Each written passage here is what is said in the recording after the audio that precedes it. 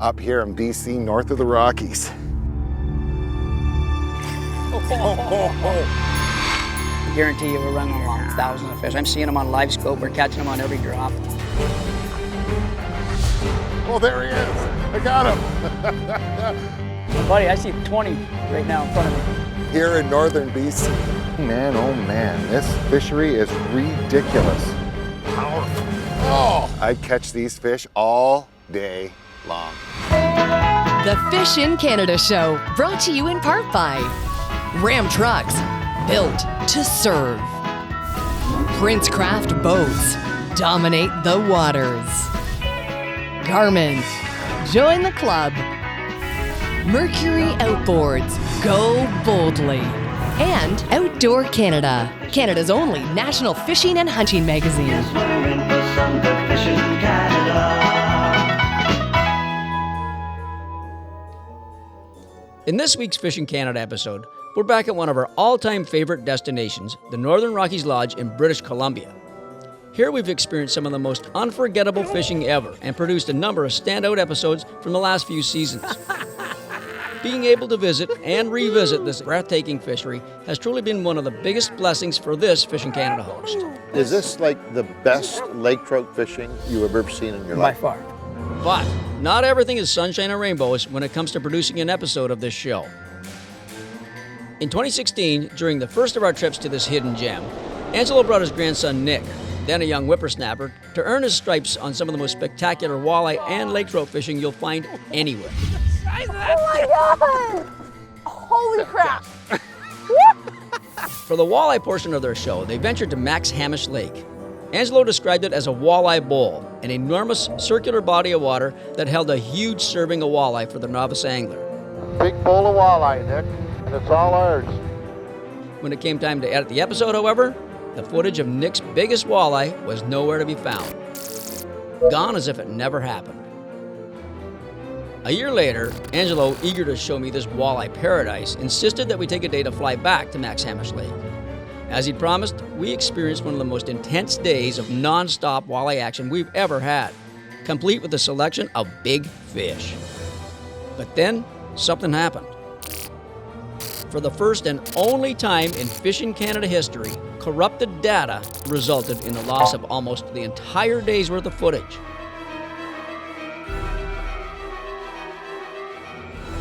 This year, I had the pleasure of returning to Northern Rockies Lodge with Steve Niedzwiecki. Our first order of business was to tackle some of the crazy pike fishing that Urs, lodge owner and pilot extraordinaire, had been telling us about. And while that pike fishing was remarkable, I couldn't shake the thought of going back to Max Hamish to settle a score and see if I could finally break the curse. So, on the second morning of our latest BC voyage, Steve and I boarded the plane and made a return to the seemingly supernatural Max Hamish Lake, ready to take on our superstitions and face off with this walleye mecca one last time. So we're trying to redeem. Here's probably our last kick of the can on this lake because we got so many more to work out here. But right now we just marked a waypoint. So we found the fish again, and it's pretty close to the same area that we did before. So we'll plug away. We're in at 8 now, Stevie, so you might want to drag it out deeper. And we'll go from there. There's one. That's him. That's the one. Could be. That could be the one we saw. Feels good? Yeah, I hope so. It's a walleye. Yeah, that's a nice walleye. So Yes. that's what we're looking for right there. Absolutely. So we were fishing shallow, and then we decided to a couple pike, got 2 or 3 pike, and so we came back out deeper. And I remember last time I was here with Angelo, we fished in 7 to 9, maybe 10 feet of water, and we were in shallower because they do move up on the sand flat. But I think they're out here, Stephen. Atta boy, Peter. Oh, he just got off. It was a walleye too. I saw him. Yeah. So now and it's pretty cool. I just saw 2 of them on the live scope. I said, "There's a small fish." Then I said, "Okay, there's another one." They just swam right down to the bottom, and sooner did I say that, and we got past almost the point. And Steve, I think, trolled up that fish or one that was real close with it. So. Look at that. Max Hamish Lake, British Columbia. There you go. Who'd you think there'd be walleye in this lake? But Said, well, let's get this feller back in there. put her back. There we go. There's thousands of them here. I'll guarantee you we're running along thousands of fish. I'm seeing them on live scope. We're catching them on every drop. Every cast you're almost encountering a fish or two. Stephen and I are at Max Hamish Lake, one of the northernmost bodies of water in British Columbia. The sand flat that we're fishing is producing okay, but it's not like when Ange and I were here. Time to make a change. We saw a huge weed bed from the air before we landed, and I noted its location. It should be perfect. Fish, Stephen? Yes, sir. That sounds like a good one. These are nice walleye in here, buddy. I'm telling you right now, there's some big ones. Well, I'll tell you what. It's a big fish. Wow. This feels like a really nice sized fish, man. Oh yeah, that's a big fish. I Yeah. can guarantee you. I'm hoping that's a walleye. I hope it's a walleye too, man. I just saw the flash, but it is pulling He's pulling hard. the boat around. He's pulling the boat around. Yeah. This fish is really pulling hard. And you know, it's just bulldogging. Oh, jeez. You might have a big pike on. I'll tell you. It's either a pike or a walleye. Ooh. And if it's a walleye, you got the King Kong Bundy on, buddy. My arm's getting sore. I can't. Oh, buddy, it's a northern. That's a pike. Nice one, though. This is a nice pike. This is a big boy. Wow. That right there is another one of these Britich Columbia northern pike. And that right, it's a solid fish. And fight, my arm is tired.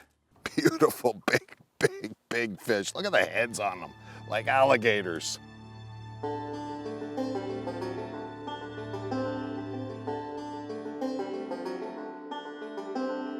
Looks like It's a good feeling fish. However, I have no idea as to species.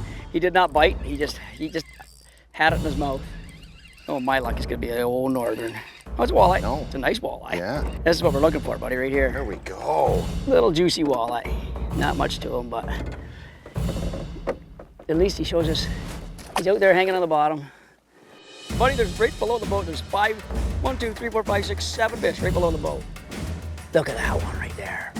Look at that one. Okay, anybody out there want to get caught? 'Cause here goes a little jig for you. Their fish are going, look, they're going after my bait. Look at them coming over. This is the coolest thing ever. Hit it. Oh, I got that TV. I got a live scope fish, my first one ever. Nice. Awesome. He went after it. That was the best. Holy crap. Oh, there's one. Got him? Yeah. Nice. I just hope it's the right color. It's coming at the boat, nice and slow. Oh yeah, it's a walleye. Yeah, good work, Stephen. Thank you, thank you. BC walleye, who would have thought it? We're north of the Rocky Mountains catching walleye, people. I love that. This weed bed is so full of fish. Place is loaded with fish, bud. We're jigging Places. 8 feet of water right Loaded under the with boat. fish. Yeah, Got weights. look at that. Yeah, nice fish. Yeah, it's a beauty. There's some weeds with it. That's what they're living in right there, folks. That cabbage. There's thousands of them here. I'll guarantee you we're running along thousands of fish. I'm seeing them on live scope. We're catching them on every drop. Every cast you're almost encountering a fish or two. So from all sizes to pike and walleye. Ouch, ouch, he just broke my finger almost. Walleye and pike just mixed together. It's crazy. He's living in a nasty world down there. I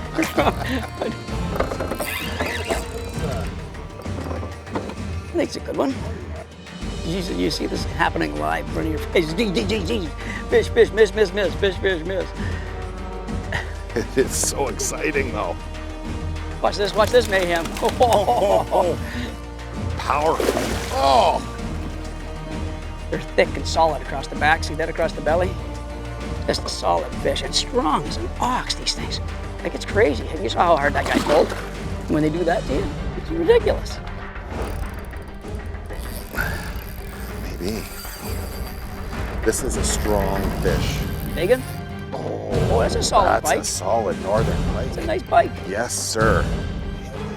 Solid northern pike. Here, I'll take a quick snap. And fight on the spinning gear, buddy. Nice, nice. Yeah, baby.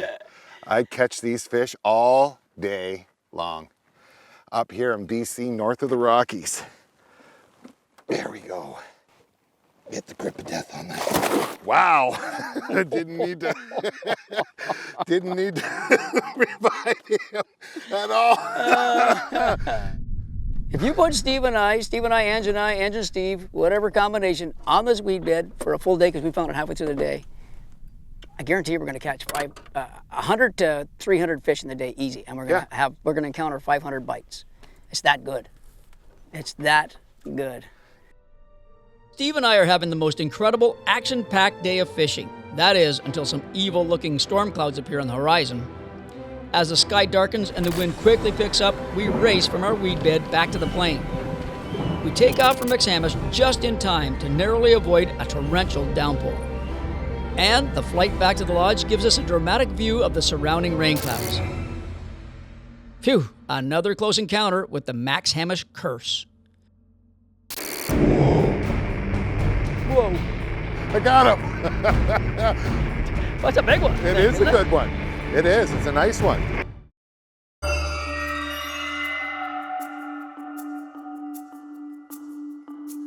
No doubt this day was fantastic for numbers of fish. However, with our time being cut so short, we are still left without a giant Max Hamish walleye. I know they're there, but again, we didn't connect.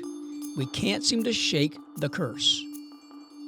So with one day remaining in our BC adventure, Urs has flown us to one of his many outpost cabins, this one on Frog River. It's the definition of a remote getaway. Here, Urs insists that we try our hand at Arctic Grayling. To get to these feisty fish, we take a short boat ride and a short hike through some pristine BC wilderness.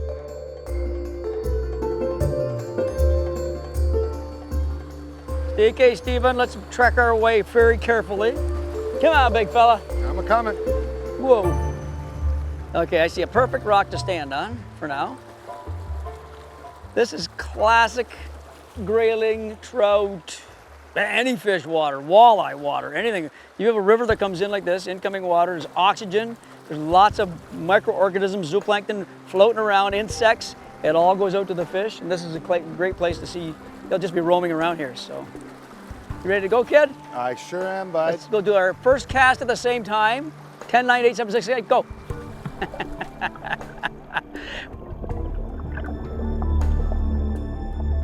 Ooh.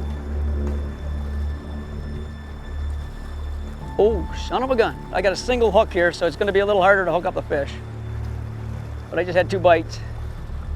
You got to let them load up on this rod. Close to there. That guy was further back. That wasn't even the same spot. I don't even know what a big grayling here would be, Stevie. I know I've caught them and we've got them close to 3 pounds. Such a neat looking fish. Like, how cool is that guy? Arctic grayling, got a couple of stripes on his belly. You see these stripes? Very neat looking fish. Got that dorsal fin. Very cool.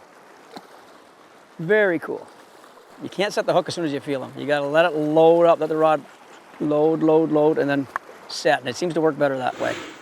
We're feeling more confident with 1 grayling on the board, but Steve has yet to catch one of these tricky fish. They've got to be out there. I've seen them. Urs has shown me. So has Peter. Now it's up to me. Have you got a leader on, a fluoro leader? No. Really? There, I'll cut you a piece of this off and we'll tie it on. I bet you it makes a difference. Yeah. Oh. I bet you it makes a big difference. Steve's been using straight braid, which is much more visible than the fluorocarbon I'm using, especially in this gin clear water. Yeah. A buddy of mine, his name's Peter Bowman, told me that the gold is in the details. Tying on a fluoro leader should give Steve the edge he needs. I'm going to get one now. Special for you guys.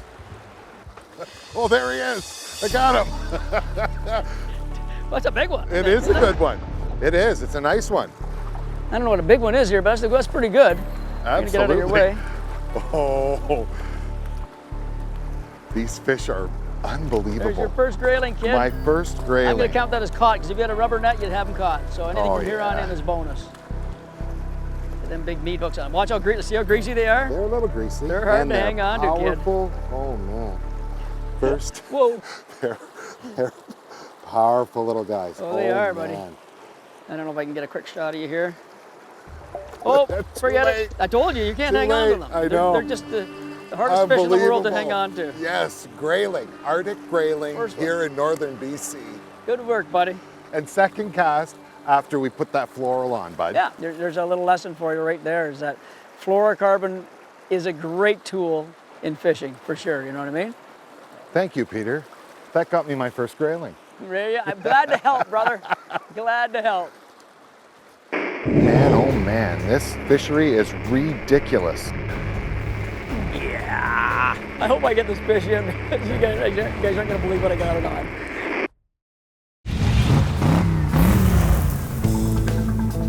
To get to today's unbelievable fishing adventure, Pete and Steve first flew from Toronto to Vancouver. From there, they took the next flight to Prince George and then hopped onto another plane to Fort Nelson. The remainder of the trip was a drive along the scenic Alaskan Highway to milepost 462 at Northern Rockies Lodge on the shores of Moncho Lake. Northern Rockies Lodge offers fly-in fishing, aerial sightseeing tours, wildlife tours, mountain hiking, and the list goes on and on. If you're looking for a bucket list fishing trip, then look no further than Northern Rockies Lodge. It's a must to consider. At the tail end of some icy rapids, Steve and I have found a pool of Arctic grayling. It's a picture-perfect setting, rich with these scrappy little fighters. But Urs insists we move along to his next grayling hotspot. Just follow the stunning waterfall down to the mouth of this winding, fast-moving stream. Here, Steve and I are going to press our luck once again and see if we can chance upon some more Arctic grayling. That's cool. 3 of them, 4, there's more of them coming in. Look at this. Man, oh man, this fishery is ridiculous. There are so many fish out in front of us right now. I can't even, it's like watching fish in a tank right here at my feet. Oh, buddy, I see 20 right now in front of me. 25. Get him. Oh, that's nice. Look at the That's a fin fin. on Look at the fin that. on that dude. Wow. Oh my God, look at the fin on it. It's like the peacock of fish. Look at that beautiful grayling. I can't believe it. His back fin is like it's neon. Look at that beautiful fish. Wow. Wow. And there it goes, right by my feet. Perfect. There you go, Peter. Oh, sick. I hope I get this fish in because you guys aren't going to believe what I got it on. I thought I had to try something a little different. It's a good fish too. That's the biggest one I've got, I think. That's a beautiful Look at, fish, see what I got him on? Senko. A little 3-inch soft stick bait, also known as a Senko. Look at that, I got a grayling on a Senko. That's a nice fish. That's a gorgeous grayling. Look at that fin sticking up. See you later. 3-inch soft stick bait. First I wacky hooked it like that, nothing bit it. And then I nose hook it, so you put it through the nose, but what I do usually on this is I don't go through the whole bait like that. I just stick it in the nose of the bait like that and bring it out. So it's just hooked like that. It just comes in like a minnow. And if they eat it the right way, if they grab it like this, obviously nothing is gonna happen. You're gonna miss them. But if they eat it right, I caught one on it. Maybe never been done before. An Arctic grayling on a Senko. I have an idea. Bear with me. Not now, I gotta go re-rig. I'll be back in a minute. Drop shot. Oh, really? I'm trying everything, buddy. Attaboy. Well, you know they're there. They're there. It's just a matter if they react to it or not. And they're hitting funny, and I can hold it in the current. Yeah, I got you, maybe. You want to talk about the coolest fishing in the world? I'm drop shotting this little soft stick bait now, this 3-incher, and the further out it is, it's not getting any action at all. When I brought it into this sand and gravel, you can see how light this is, and I just watched it. It's right on the edge of about 3 feet of water, right where he is now. And I just watched these fish follow it, and finally one took it. About 2 or 3 bite at it, but one took it. So this time I did wacky rig it right in the middle, and that guy ate it. That is so cool. Drop shot. Wow. See, buds? It's a basic drop shot rig that we've used on walleye. We use it on smallmouth all the time. It was invented for largemouth bass in Japan. And look at it, it's working in northern BC, up in the coldest water we have around here for Arctic Grayling. With another thrilling and wildly successful day of fishing coming to an end, all that's left is for Steve and I to return to Ursa's cabin, where he's prepared an incredible steak dinner, outpost style. This could be the perfect end to the perfect fishing getaway. But it's not over yet. There's still the flight back to Northern Rockies Lodge, and this one might just be the most breathtaking one yet.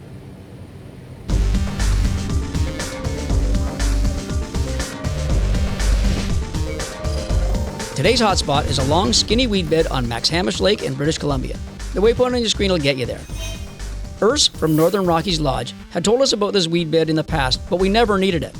On this trip, though, we needed it. In a nutshell, there were more pike and walleye here than probably any other part of the lake.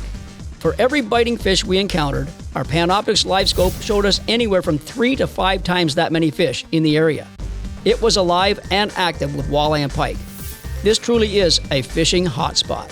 For more hotspots like this one, check out fishingcanada.com.